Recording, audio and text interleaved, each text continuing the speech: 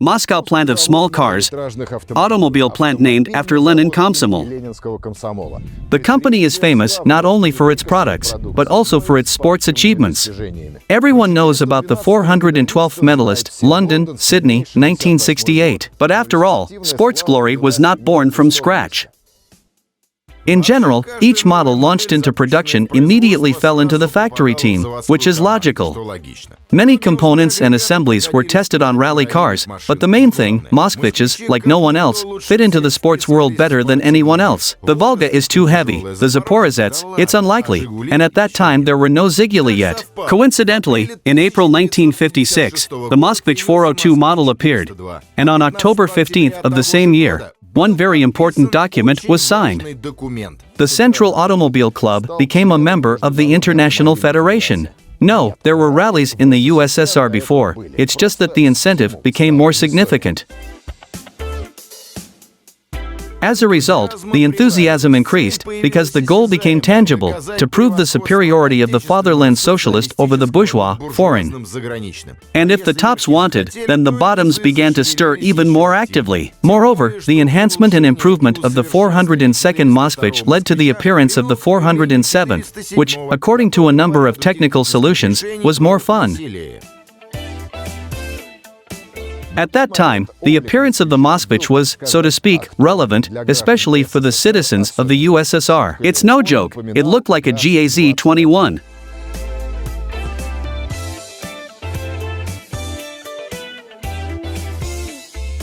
Hand on heart, who reminds whom? The question is, after all, Moskvich went into the series before GAZ? It's no secret that the designers of the Gorky automobile plant had a hand in creating the appearance. A whole team helped MZMA to create a new Soviet car, and since the Volga was born in Gorky at the same time, we can talk about the emergence of a new style of Soviet cars. You can often see representatives of this new style of those times in my videos. I'll tell you a secret, in this Moskvich, in fact, there is nothing outstanding, the most ordinary Moskvich. Although no, it is made outstanding by the people who created it from the very beginning, namely Igor Alexandrovich Gladilin and the young engineer Lev Shugurov. I'll make a reservation right away. Today everyone knows Lev Mikhailovich Shugurov as an auto designer, journalist, historian, and back in 1962 everything was just beginning.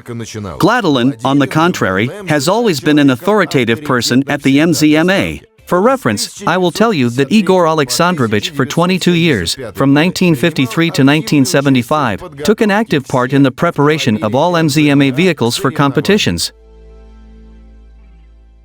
There is no more powerful tool in Russia than maybe it will work out, a hacksaw and welding. Well, add to all this free time, wrapped in a patriotic idea. To be honest, I don't really understand the need to create a coupe. To improve aerodynamics? Debatable. To save weight? Maybe, but not a fact.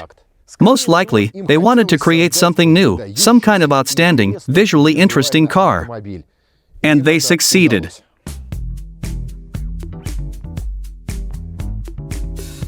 Well, the body structure made it possible to experiment, it is load-bearing, and the strength laid down from the factory was rather big.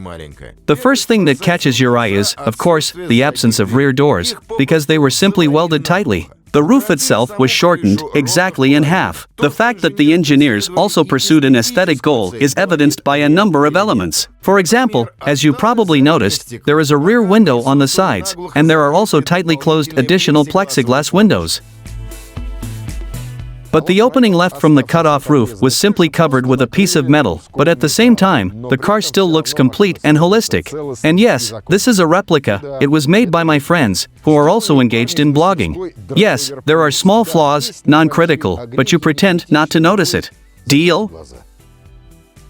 The suspension of the 407th was not heavily altered, it was lowered for stability with the help of the same hacksaw for metal, but otherwise it is a classic. Behind the bridge, the axle housing is a stamped beam from welded parts. Longitudinal semi-elliptical springs of progressive action have ear-rings on the rear lugs. Each pack contains 9 sheets.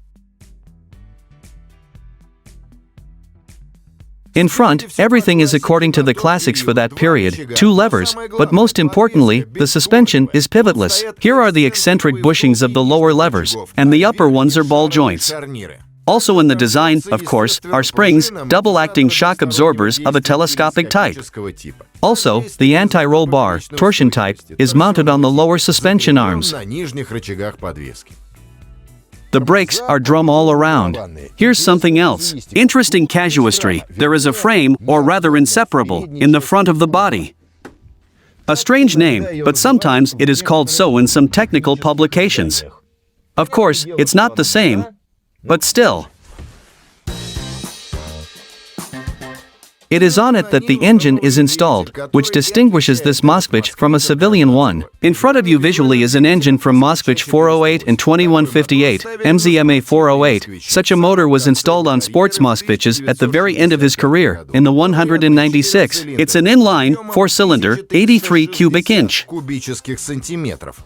And then the numbers are different, since a number of changes were made to it, which made it possible to increase the power to almost 80 horsepower. Let me remind you that initially there were 50. And let me remind you that 50 horsepower is a conditional figure. No matter how crookedly the engine is assembled, it will always give out its 50, but if it is done carefully and with love. Then the Moskvich 407 starts dynamically from its place. Don't ask how much it accelerates. I haven't accelerated, and I'm not going to do this. There's simply nowhere. Riding around the museum of the Special Purpose Garage of the Federal Security Service of the Russian Federation, you don't particularly drive at high speeds.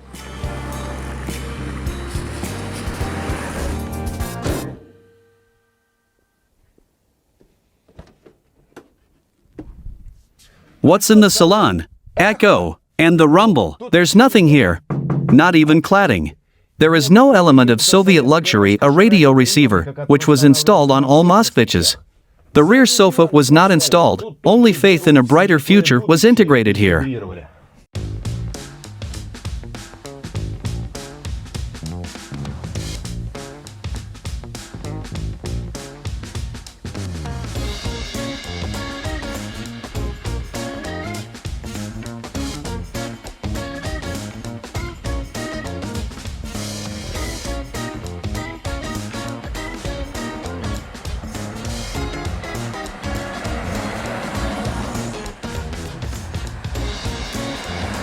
How on such an unstable car can you achieve some outstanding sports results? Well, maybe I'm just not used to it.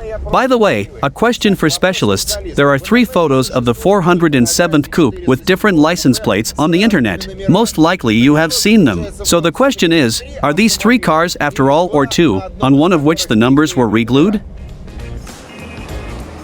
Due to the changes made, and in particular the absence of rear doors and, ideally, an additional anti-roll bar at the rear, the car turned out to be more manageable, more dynamic. The maximum speed also increased, up to 90 on the speedometer.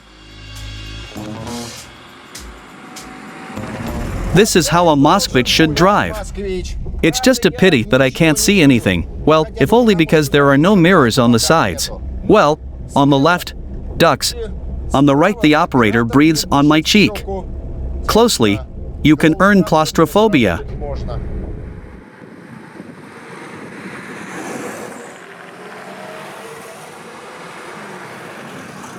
And what can you say about this divine thin rubber from Moskvich? It reminds me more of skiing, that's why I drive slowly, impressively. Well, of course, I can't say that I enjoy it, but comrades, the very fact is amazing. I'm in a coupe. Moskvich Coupe.